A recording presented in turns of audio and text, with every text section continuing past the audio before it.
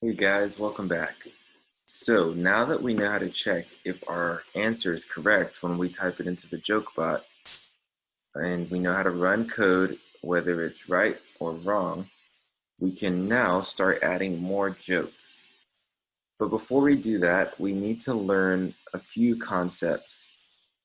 And I'm going to teach you the concepts now, and you are going to have to figure out how to add it into your joke bot. There's many different ways you could do it, but I want you to figure out the way that you come up with. And later I'll have another tutorial explaining how I did it. So let's go ahead and start learning about our first concept, which is arrays. All right, so here I have a CodePen where I'm just going to be taking notes. I like using CodePen to take notes because I can style it however I want. First, I don't want this all the way on the edge. So in my CSS, let's go ahead and in my HTML, I gave it a container class. So a div with a class container, put everything inside that. So now I'm going to style that. And that's right here. I just commented it out to show you. So that's padding 50 pixels. It brings it off the edge and away from the top. So it's 50 pixels all around. It gives it some padding. You could probably use margin also. All right, and next I have, I want my font size to be bigger. So EM is a type of measurement. So there, I just made my font size bigger. What EM will do is it will take whatever the default is, and I think it multiplies it by 3. So I'll show you guys without this. That's the normal font size. Now, if I set this to something like pixels, let's say 30 pixels, then, oh, okay, well, yeah, it has kind of the same effect. EM, 3EM. All right, so the reason I'm using EM here is because I don't want to have to think about the pixels. I just want it 3 times bigger than whatever it was. So that's EM. All right, there's also REM, which I probably need to figure out the difference. That's relative. Here, somebody asked me, what does EM stand for? Let's figure it out right now. Whenever you have a question, you can always look this up. The EM is simply the font size. An element, okay, expressing sizes such as margin and padding. EM means, okay, but what does EM stand for? How is EM calculated? EM is equal to the computed font size of that element's parent. Okay, you guys, you can look this up and read it on your own if you want. I just want to know what it stands for.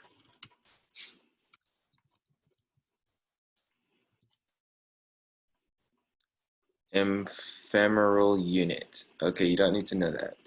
Ephemeral unit. It means ephemeral unit, which is relative to the current font size. So that's what I was saying. Whatever the font size is by default or at the moment, maybe you styled it already. This right here is just going to make it whatever number times bigger. So let's go back to our arrays lesson here. Okay, so I made the font size bigger. I want this to be closer to this.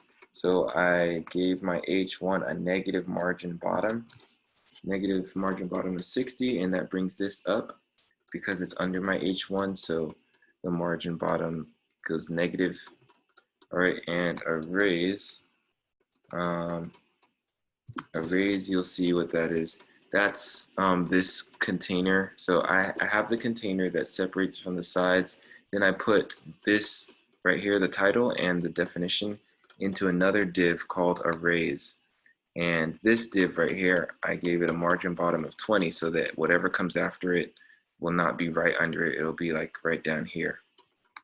So you can see that in my HTML, I have my container, and inside my container, I have another div called arrays. All right, so let's go ahead and learn about arrays. So what is an array? An array in JavaScript or most programming is a collection of data. An array is a collection of data. So what is data? Well, we have a few data types, right? Some data types we have are, we have strings, we have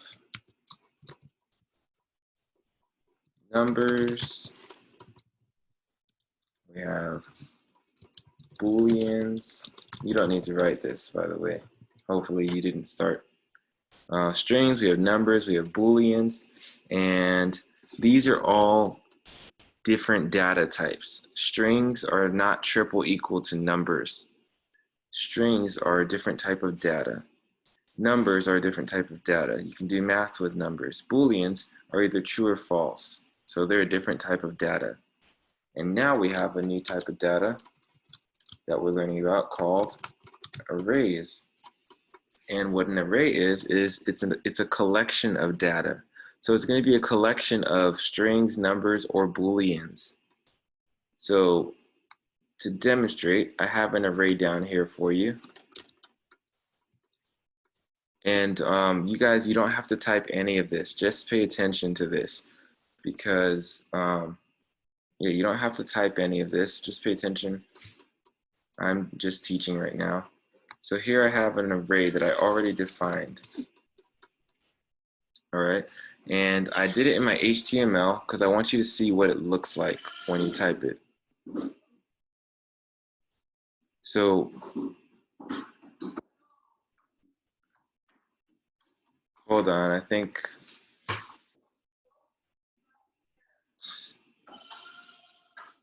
All right, there's a goat in my house, so I'll be right back.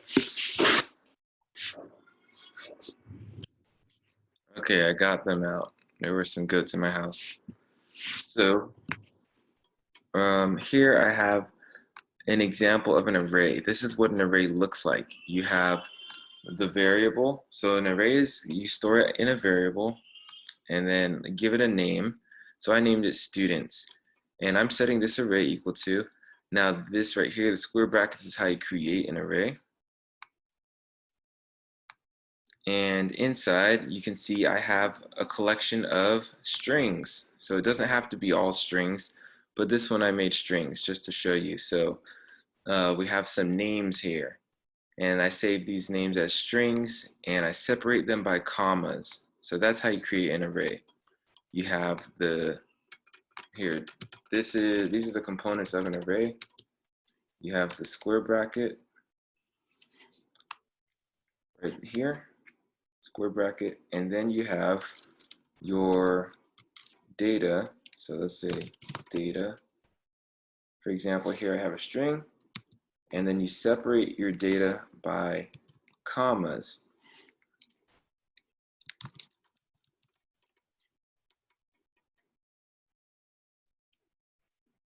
Okay, so I have an array which has a string in it, comma, a number, comma, a boolean. So here's an example of an array. You have your boxes and your data, sorry, your box brackets, and then inside is your data separated by commas. That's it. All right, and you can save that array as a variable. Okay, let me show you guys now what we can do with arrays and why we would use an array. So let's go over to my JS, and here, let me pop this code into my JS because right now it's not doing anything. It's visual for you to see in my HTML. So if I put this in my JS, watch what happens. There, easier to see, right? So now you see you have a variable called students, and this students variable is equal to a collection of strings. And this collection of strings happens to be names. So students, we have Shai, Kishan, Margarito, Mia, Ethan, Jackson, Reese. All right, so it's 1, 2, 3, 4, 5, 6, 7 students. All right, and then I'll put my semicolon.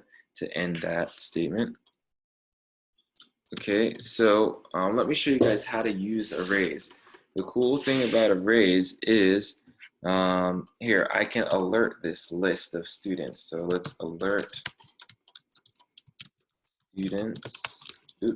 students. Oh man, I'm trying to type fast because I don't want it to alert before I'm done. So alert students.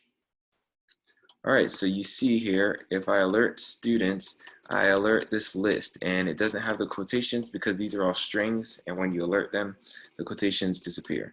So we have Sky, Keyshawn, Margarito. Yeah, so that's everybody. So I can alert this array, and another thing I can do is if I want to alert an individual student, I can alert at an index. So the thing about arrays is they start at 0. So you have 0, 1, 2, 3, 4, 5, right? So this index right here, if I want to alert Shy, I'm going to alert the student at the index 0. And it starts at 0 and it only goes up to, you have to count. So 0, 1, 2, 3, 4, 5, 6. So here's an example of that. If I want to alert Shy, I will type alert. And here, I'm going to put this in a function so it doesn't alert it whenever. I want it to alert it only when I want it to, when I'm done writing the code.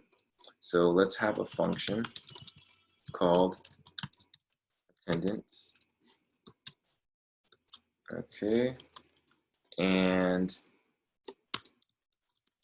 this function, I opened it up. This function is going to alert students. And this is how you choose which one you want. You use the box brackets and then the index inside. So I want to alert students at index 0. Students at index 0. So let's call the attendance. Attendance.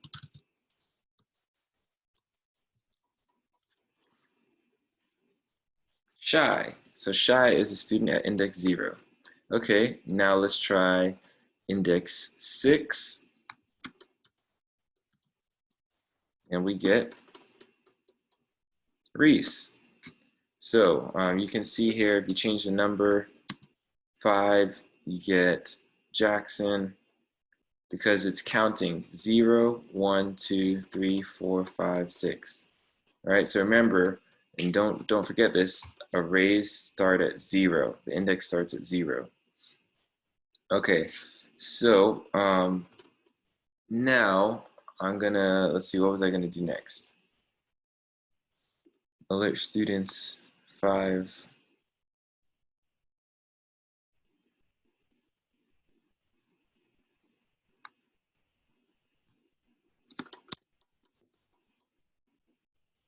Okay, now I'm going to show you guys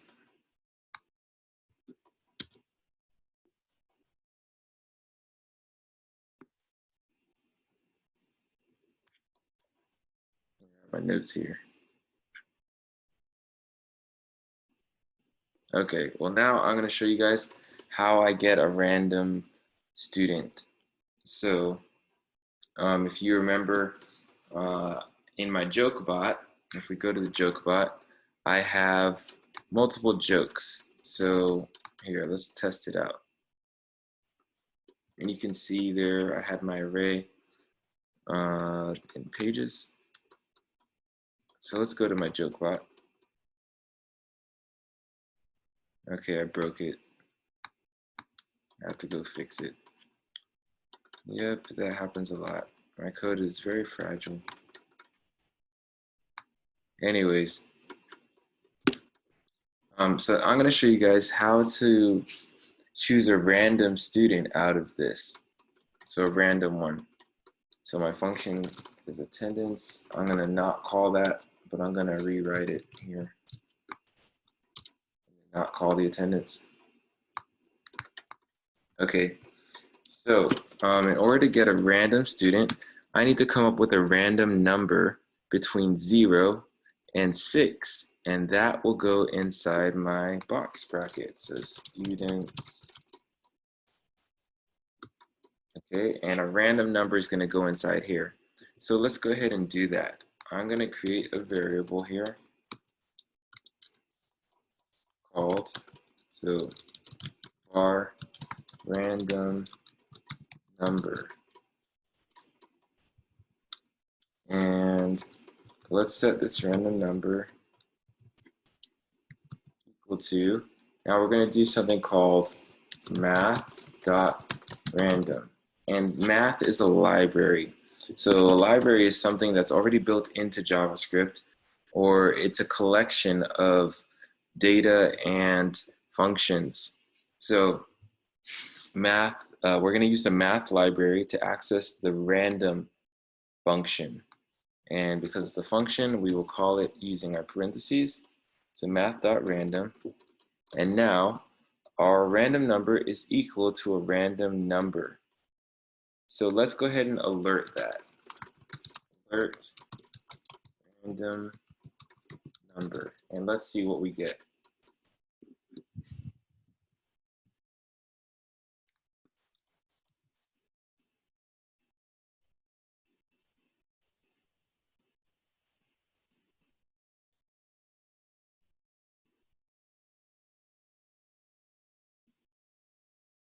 Okay, this isn't working.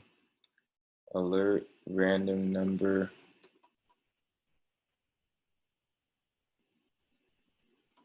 Maybe it's this. Oh, it's because I don't, yeah. I didn't put anything in the box, maybe. There we go. So our random number is a random decimal.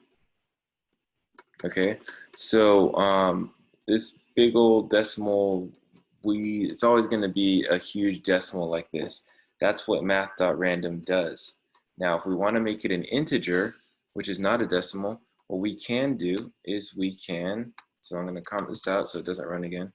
What we can do is we can put this in another math function called math.round. So we're going to round it. So whatever we get in that decimal, we're going to round it to the nearest 1. All right. And something important to note is that because we're using a library, the math has to be capitalized, just the M. If the M is not capitalized, then your browser is not going to know this is a math library. So that's how you tell the difference between between libraries and variables. The math is capitalized. Okay, so now we are going to take that decimal, we're going to round it to the nearest 1, and let's see what we get.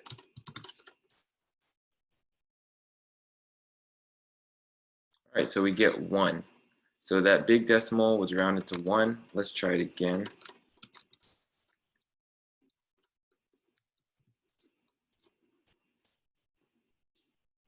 And we get 1 again. So here's the problem. Because our number is a decimal, when we round it, it's either going to be, it's going to either go to 1 or go to 0. It's either going to be greater than 0.5 or less than 0.5. And so if we do this a whole bunch of times, it's only going to be 2 options. So to make it more than 1 option, we'll multiply it by how many options we have. So we have 1, 2, 3, 4, 5, 6, 7. 7 options that we want to choose from. So remember, the index goes from 0 to 6, but there are 7 data in total. So let's go ahead and what we're going to do is we're going to take this decimal we get from math.random, and before we round it, so inside the parentheses, we're going to multiply it by 7.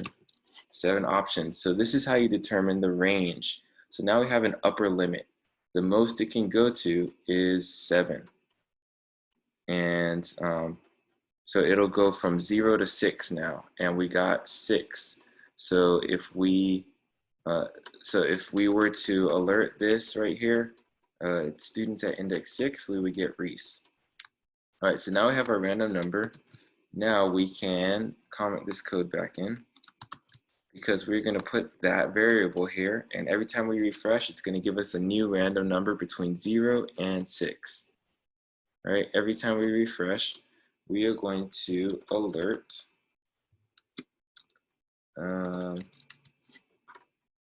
students.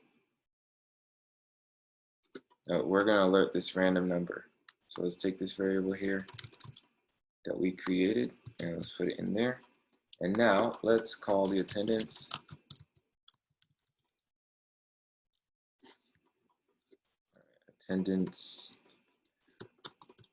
function. Okay, so we got Reese. So that was 6. Let's try it again. And I'm going to do something a little advanced here.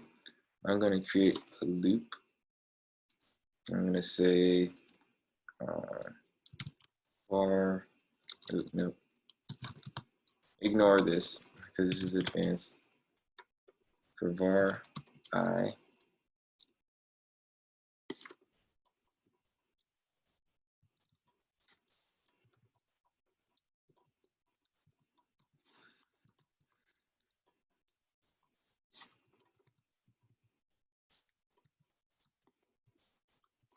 we'll learn loops later.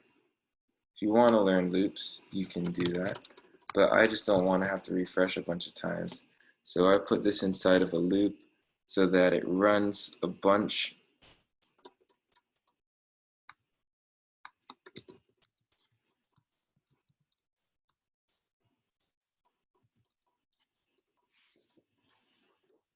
All right, so we're calling roll now. We're just going to get random students. It's going to run 10 times. So Mia, Mia, Mia, Mia, Mia. Okay, so it happens 10 times, but I'm only calling attendance 10 times, which is calling my random, my students at this random number. So what I actually need to do is I need to define this random number inside my loop because I want to redefine it each time. So what I'm going to do is I'm going to say there's a variable called random number. Then I'm going to create a function called function randomize.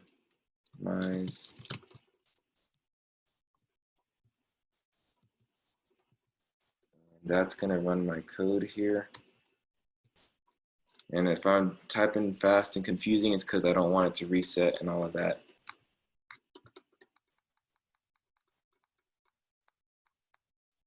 Okay, that's fine. It's because I haven't run the function randomize yet.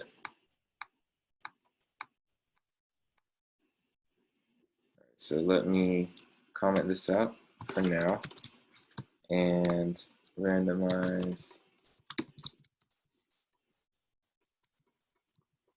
That's a variable. Oh no, I already declared it. This should be random number. All right, so here's what I'm doing. I have a function that will randomize it, and it's going to set random number, which I already declared up here. It's going to define it now in this function. It's going to set random number equal to a random number between 0 and 7. All right, and next, I am inside of my loop that I created down here. I'm going to call this function, and then I'm going to call attendance. So first, I'm going to get a random number each time it loops around, and then I'm going to check the attendance, which means alert the student at that random number. So let's randomize and comment the rest of this back in. There we go. So now, instead of just alerting the same student 10 times, it will randomize first each time. Okay, so we're getting undefined, which means that I am doing something wrong. Let's make this 6. All right, so now we want a random number from 0 to 6 because it only goes up to 6. So 0, 1, 2, 3, 4, 5, 6. Yeah, so if you go over that, so I had it up to 7. If you go over that, it won't be defined because there's nobody at 7. Same as if you go negative, there's nobody at negative, so it's not defined. So you can see now I get a random student and it's looping 10 times. So every time I get a random number from 0 to 6, it chooses the person at that index in my array.